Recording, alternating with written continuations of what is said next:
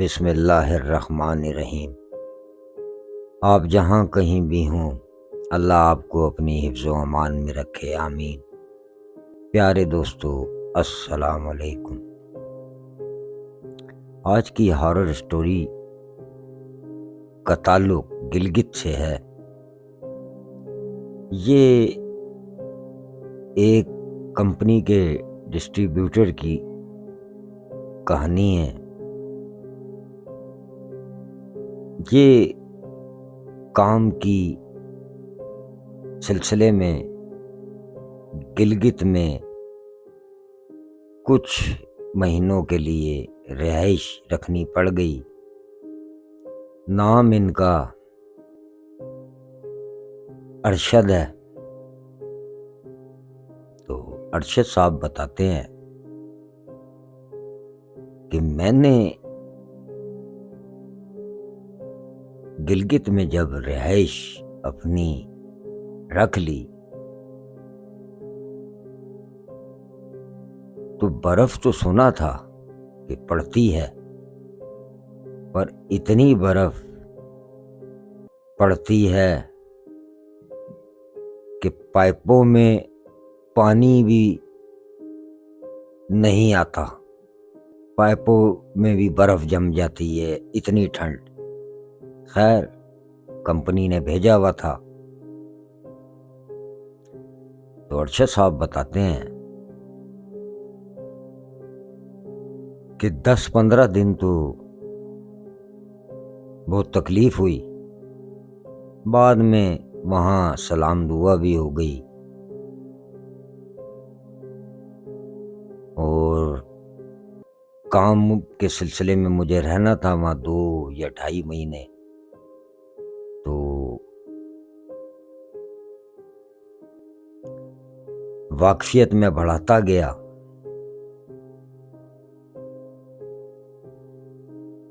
तो जब मेरा काम वहाँ से ख़त्म हो गया और मैं वापस आ गया अपने शहर फैसलाबाद में, तो दोस्तों अरशद भाई बताते हैं कि यहाँ फैसलाबाद में जो मेरे दोस्त थे, मैंने उन्हें बताया यार वहाँ तो बहुत बर्फ पड़ती है। उन्हें सारे कहानी वहाँ की बताई कि वहाँ पानी के पाइपों में भी बर्फ जम जाती है।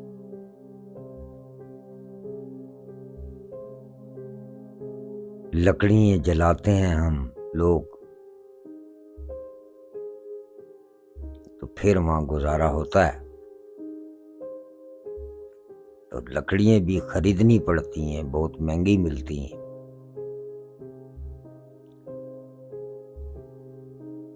तो मेरे दोस्तों ने कहा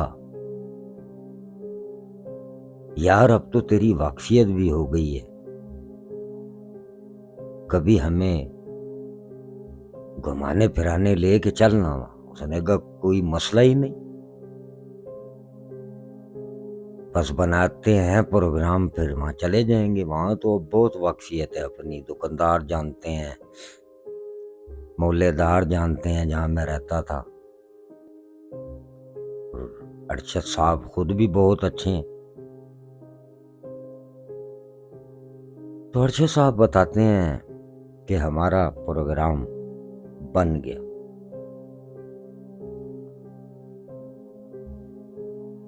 और मैं अपने दोस्तों को लेके गिलगित रवाना हो गया।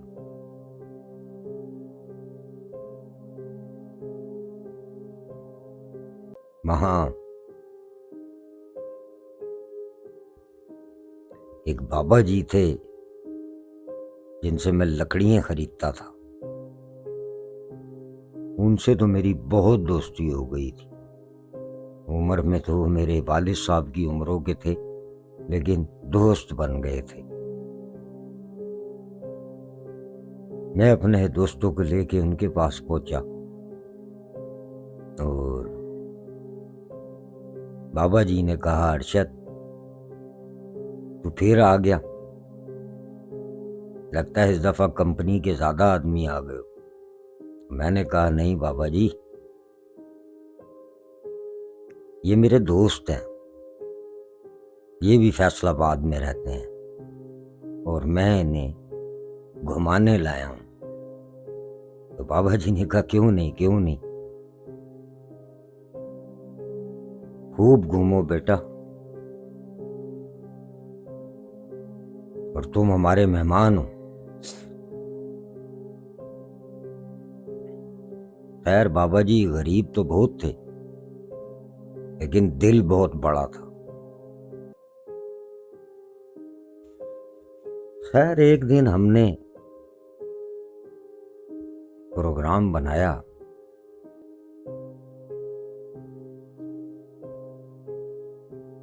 कि एक जगह बहुत वहां खूबसूरत थी, जहां पानी का तालाब भी था, पहाड़ों पे बर्फ भी पड़ी हुई थी।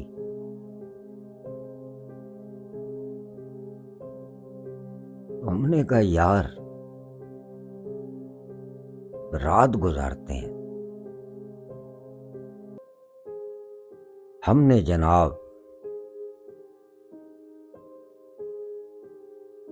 टेंट शेंट लिया और हम घूमने फिरने निकल गए। बाजार से हमने खूब सामान ले लिया था, क्योंकि हमारा प्रोग्राम था रात गुजारेंगे। हमने एक जगह अपनी समझ के मुताबिक टेंट लगाया और लकड़ियाँ शकड़ियाँ जला के खूब खाना शाना बनाया। अब दोस्तों, जब रात के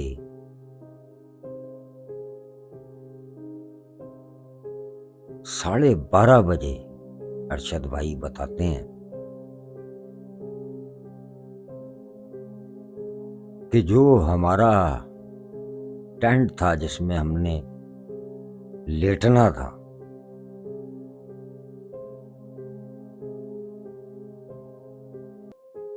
वो टेंट में हम तीनों दोस्त लेटे हुए थे।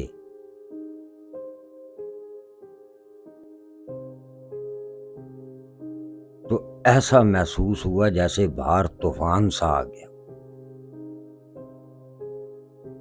टेंट जोर जोर से हिलना शुरू हो गया, लेकिन हमने जैसे ही टेंट से बाहर झांका तो कोई इतनी जोरों की हवा नहीं चल रही थी। हमने कहा शायद पैराशूट कपड़े में ये बना हुआ है टेंट, तो ये हिल रहा है। तो अरशद भाई ने एक बात भी पूछी है हमसे कि क्या बर्फ में जिन्नात होते हैं, मतलब बर्फ के पहाड़ों पे। तो अरशद भाई बताते हैं कि हमारा टेंट ही पलट दिया, वो खड़ दिया, वो हमने बांधा हुआ था किलियां लगा के। हमने बस बड़ी हिम्मत करके वहां से भागना ही बेहतर समझा, और जब हम जल्दी जल्दी जल्दी जल्दी नीचे की तरफ आ रहे थे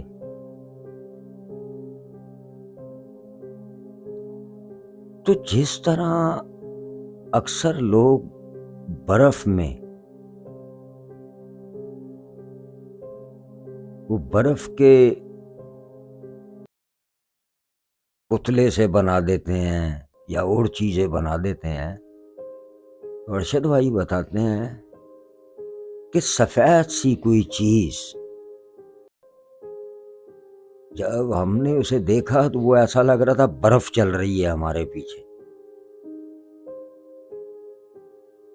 लेकिन बादल तो उड़ते हैं, ये जमीन पे चल रही थी लेकिन बर्फ की तरह। तो अरशद भाई,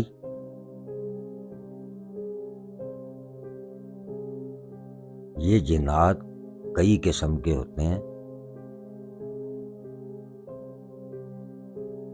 कुछ जजीरों पे रहते हैं, कुछ दरख्तों पे रहते हैं, कुछ गंदी जगहों पे रहते हैं।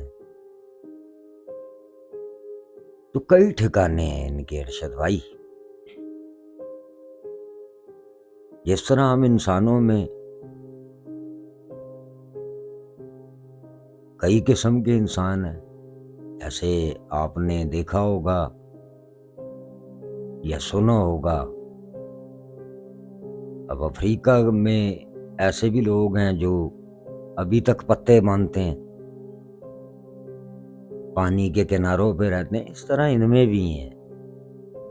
कुछ दरख्तों को ज्यादा पसंद करते हैं, कुछ पानियों के किनारे, कुछ जजीरों पे तो बर्फानी भी होते हैं।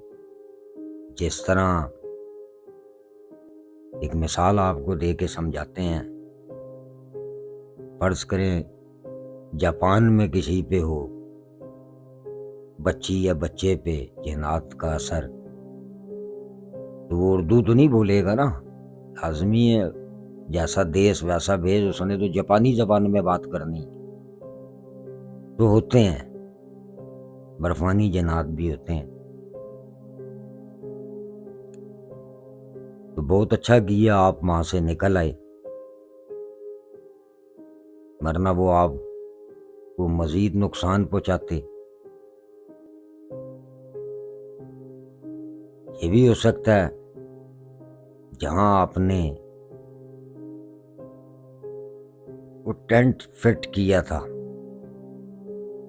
हो सकता है वहां उनकी रिहाइश हो, तो उन्हें बर्दाश्त नहीं हुआ। जैसा कि आप बता रहे हैं कि पहले वो हल्का सा हिला, या आपको इशारा था। अगर आप हिलने के बाद ही वहां से चले जाते तो बेहतर था, लेकिन आप नहीं समझे, आप फिर टेंट के अंदर चले गए। फिर उन्होंने आपका टेंट उखाड़ दिया, और जब आपने वहां से भागना बेहतर समझा तो फिर उसने आपको अपना रूप भी दिखाया। वो सेम बर्फ की शक्ल में।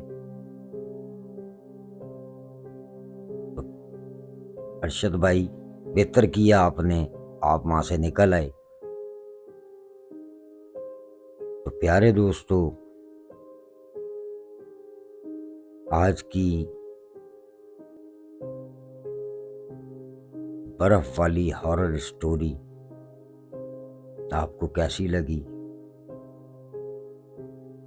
अगर आपके पास कोई स्टोरी है तो हमारे व्हाट्सएप नंबर पे हमसे शेयर कर सकते हैं। हॉरर स्टोरी विद बाबा के चैनल को सब्सक्राइब किया करें, शेयर किया करें, लाइक करें। अपना बहुत बहुत ख्याल रखें कि बाबा के चैनल को आपकी सपोर्ट की बहुत ज़रूरत है। हमें सपोर्ट करें, और कोई स्टोरी है तो वो बाबा से शेयर कर सकते हैं। अल्लाह हाफिज़।